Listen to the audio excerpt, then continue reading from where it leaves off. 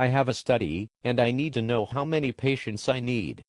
I think I only need 3 patients. Okay, what kind of study is it? I'm doing a lab study. Can I just use 3 patients? That depends.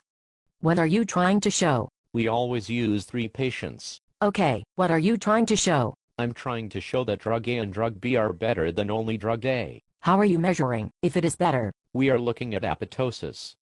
Can we just use 3 patients? What kind of measure of apoptosis? Do you know how variable that measure is? We always use 3 patients. That is what we have published before. 3 patients per group or in total? Yes. Okay, let's try something different. What type of measure are you using? And is this an in vitro study?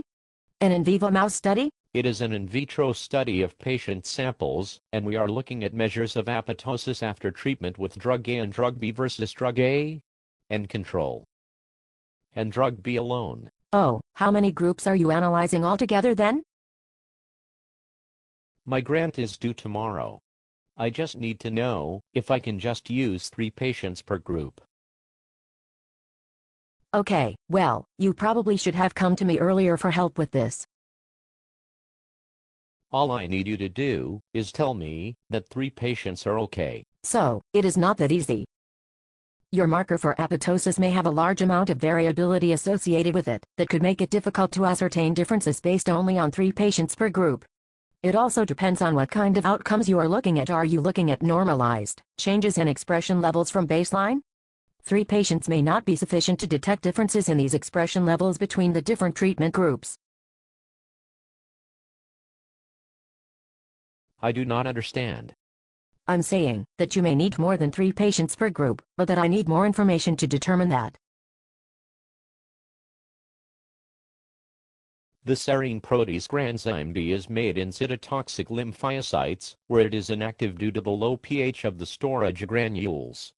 It is measured immediately upon delivery into target cell cytoplasms, where the pH is neutral. This is followed by cleavage of procaspase 3 by granzyme B in the target cell cytoplasm and the subsequent induction of apoptosis. All proteolytic events can be quantitated at the live single-cell level by flow cytometry and imaged by confocal microscopy. I understand very little of what you just said. Maybe we should talk more about this. I just need to know if 3 patients are enough. My grant is due tomorrow. We will need to meet to better understand this before we can determine the appropriate sample size.